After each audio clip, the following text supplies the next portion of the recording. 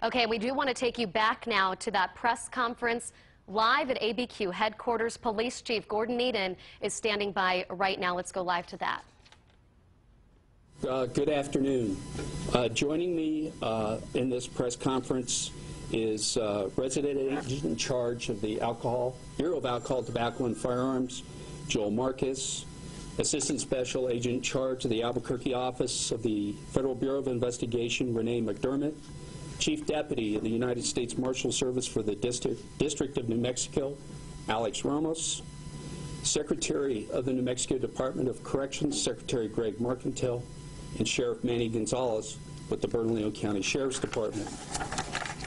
As you all know, on Saturday, January the 3rd of 2015, at approximately 2:35 in the morning, DWI Officer Lou Golson initiated a traffic stop near the intersection of San Mateo Boulevard and San Mateo Lane.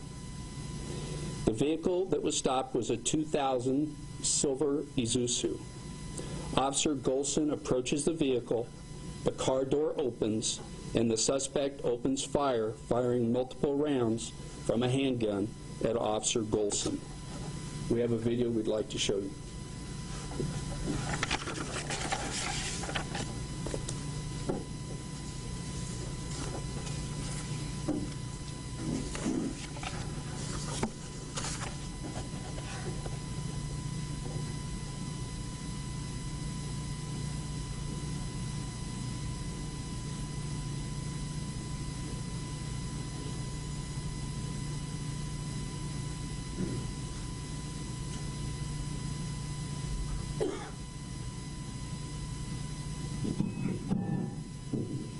Turn it off.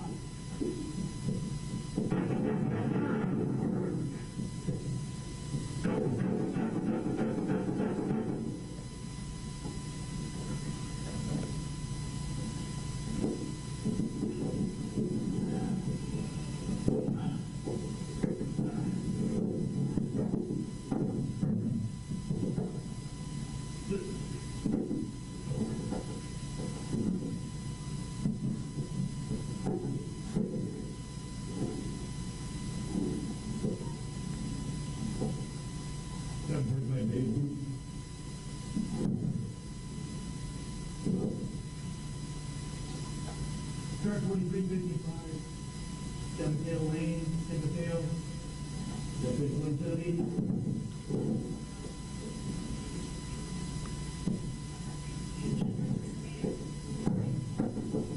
Young Lane, who has it? Running northbound San Mateo with a blue hat, blue jeans.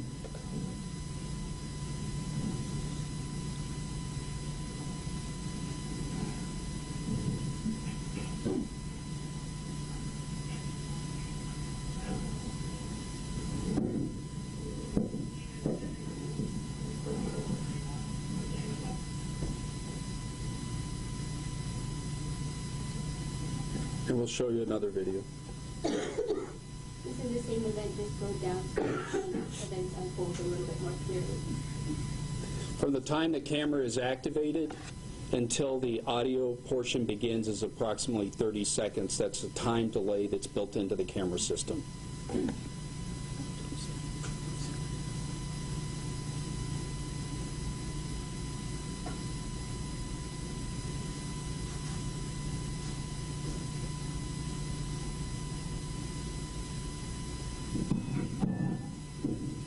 Turn it off.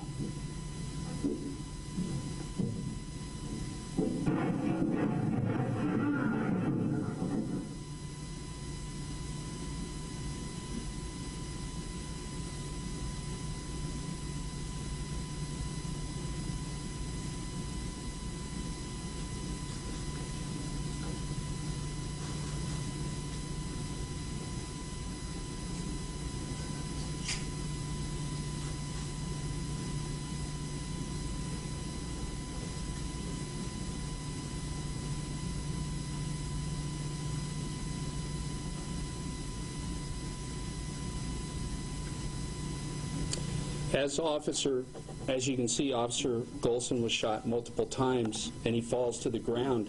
as a result of being shot. The suspect closes the door, and Officer Golson returns fire, hitting the vehicle, the left rear of the vehicle. The suspect then runs north on San Mateo. The officer, as you heard, calls in and advises dispatch that he'd been shot several times. He gives a description of the suspect, who was not located. Officers respond.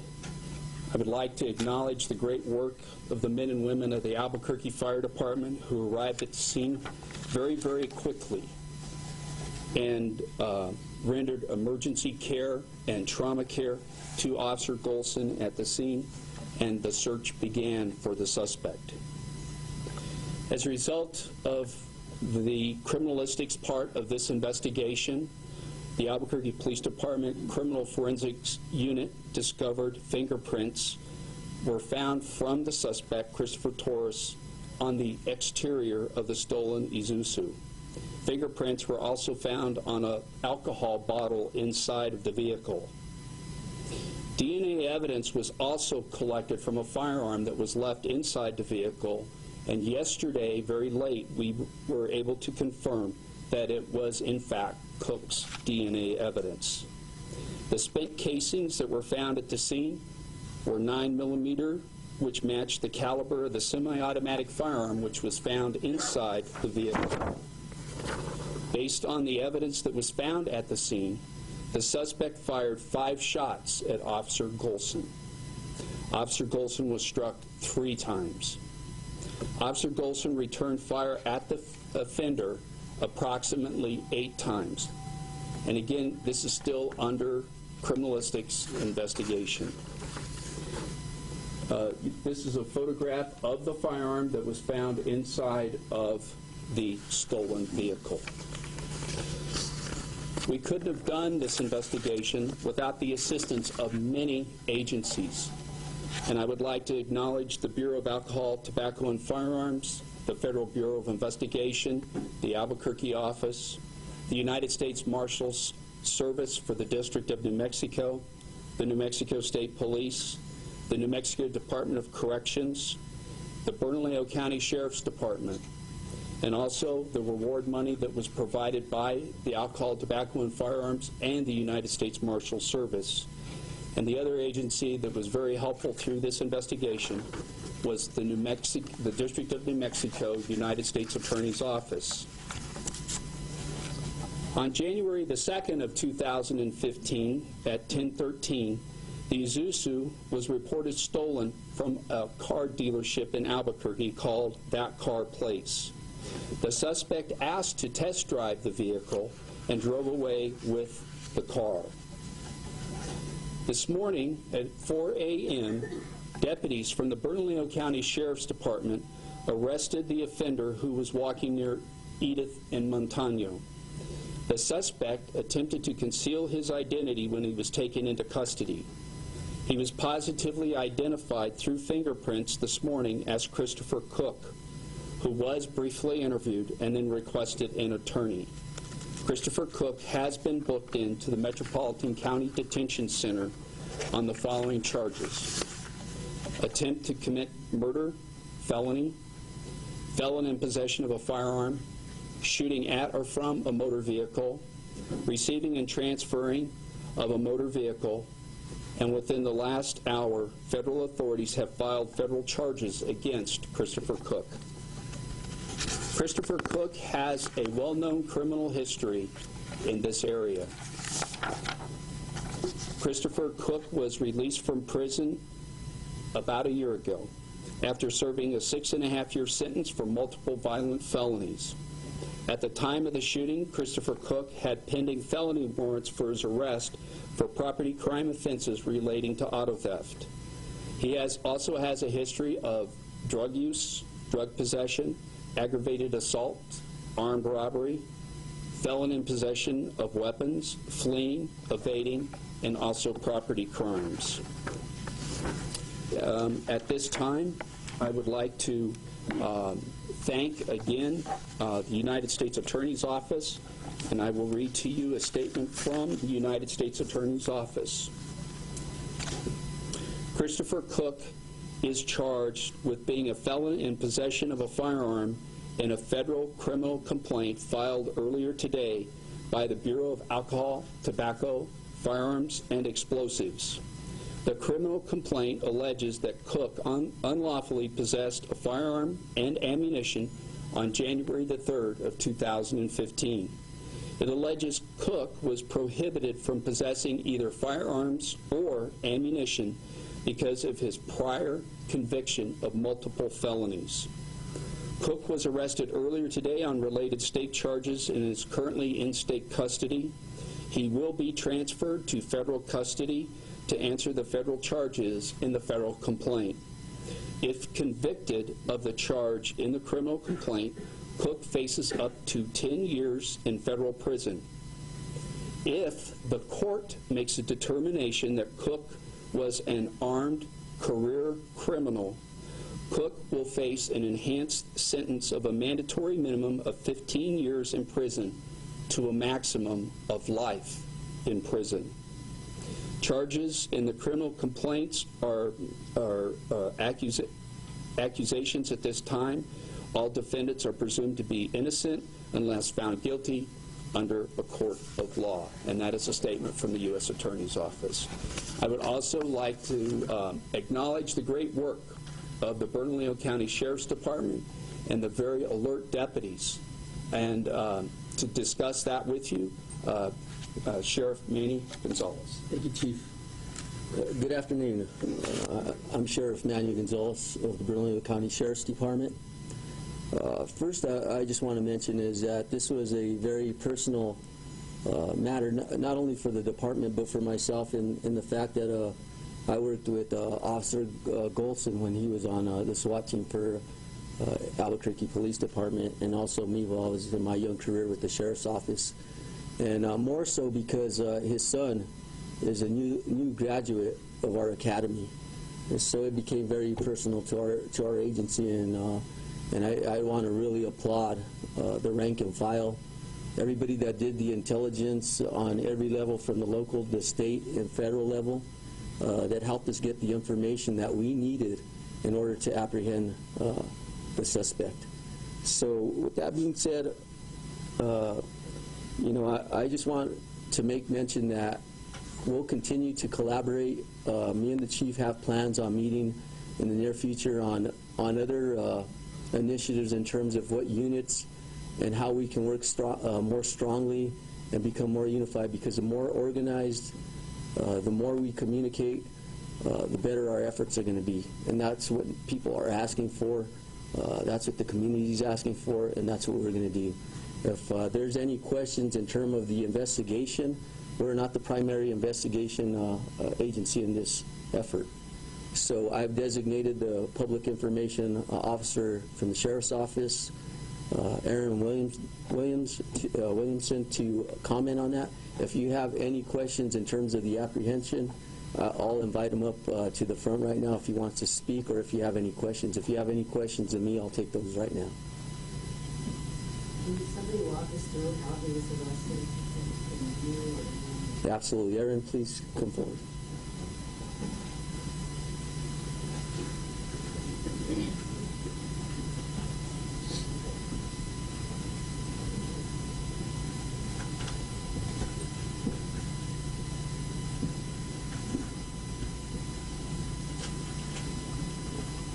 I'm sorry, what was the question? How he was arrested? Deputies were on a traffic stop this morning at about 4 o'clock, and as they were finishing up that traffic stop, they observed Mr. Cook walking south on Edith. They said that it appeared that he was staggering due to the temperatures outside, time of day. They turned around to do a welfare check on the individual. He appeared to be Mr. Cook, the suspect that they were looking for.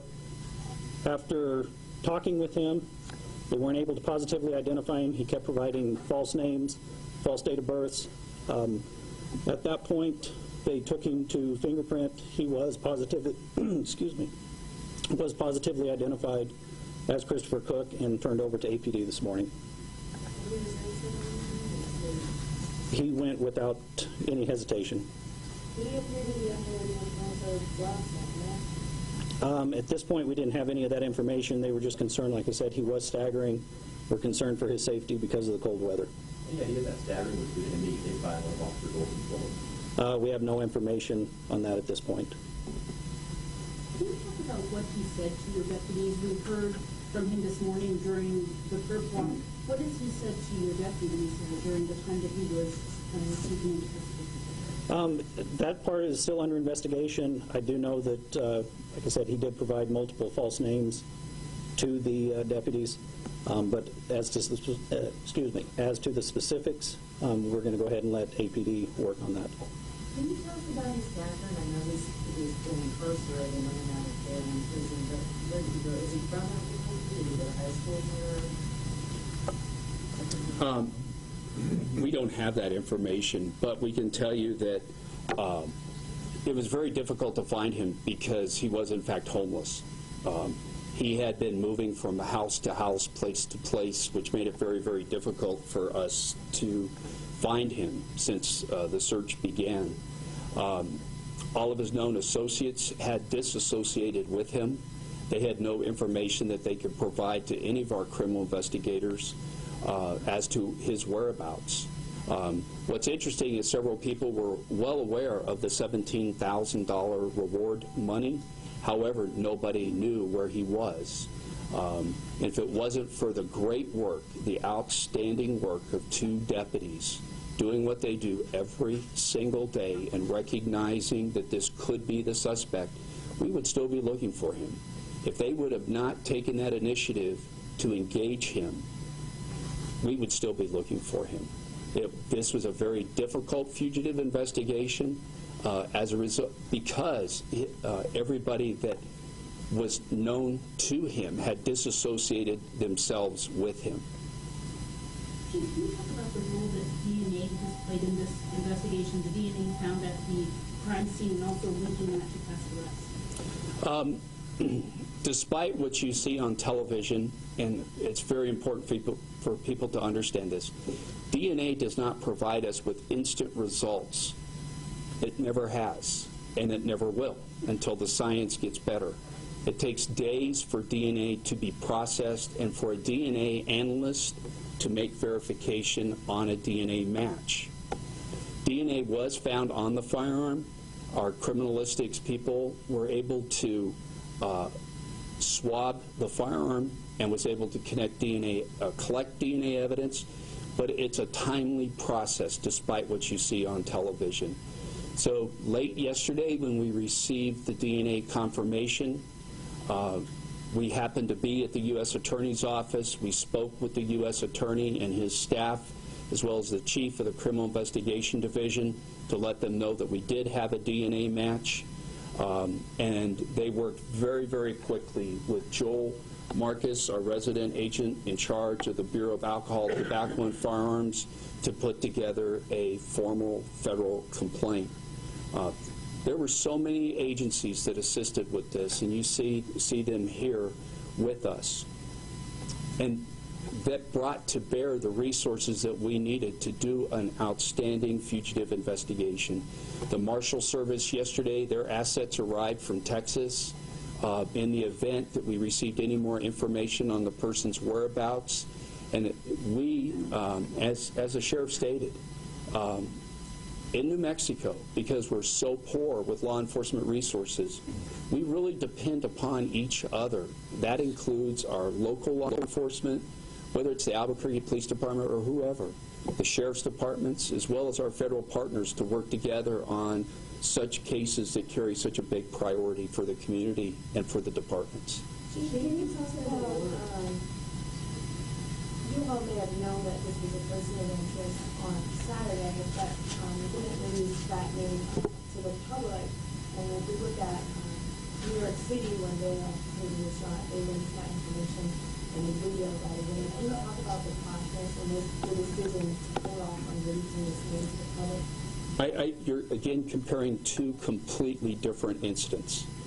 The incident in New York, the assailant shot and killed the two officers, then went into a train station and shot himself. There was no fugitive.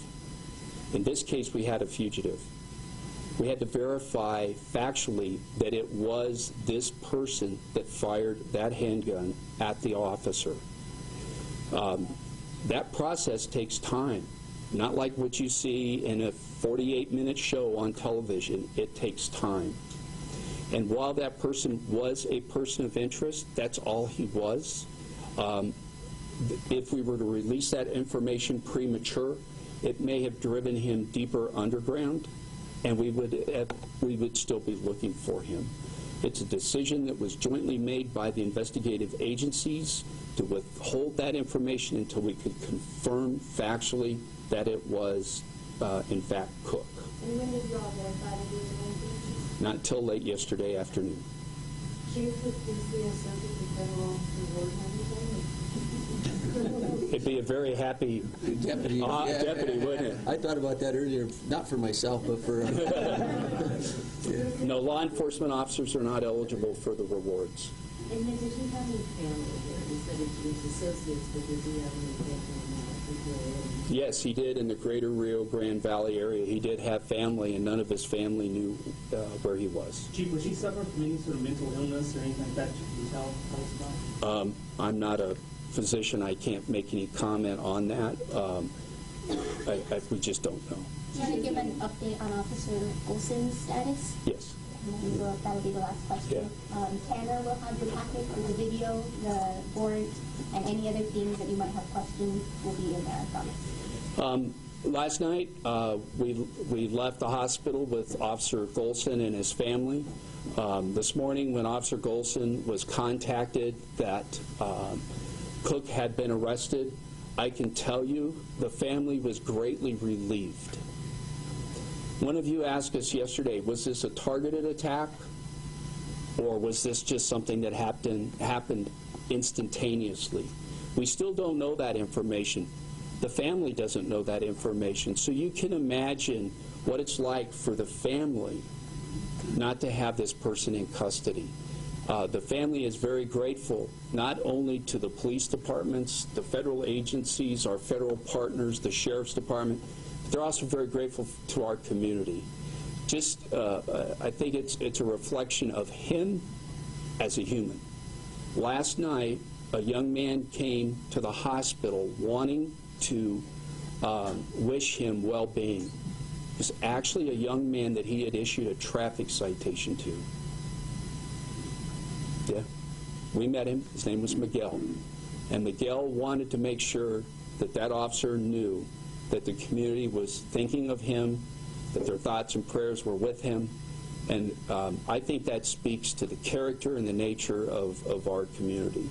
So I'll take one more question. Chief, is there any indication at this point, do you know what he has been doing the last 2 days? We have no idea what he has been doing. Those are all things that which will continue to be part of the investigation, is to see where he has been. When he was apprehended, was he injured at all? To my knowledge, no, he was not injured and did not require any medical care. Real quick, Officer Golson, you mentioned over the weekend it hit him twice, Wednesday 3 times. Do you know what that third bullet struck Officer Golson? No, you'll find out. Yeah, it's in the criminal complaint. We're going to provide that to you. All that information as far as the extent of his injuries and all that is in the criminal complaint. And just real quick, I want to thank the United States Attorney's Office. They rushed over the criminal complaint so we could provide it to you at the conclusion of this press conference. Again, I want to thank the media for helping us in this case. We couldn't have done it without you, so thank you very, very much. Thank you.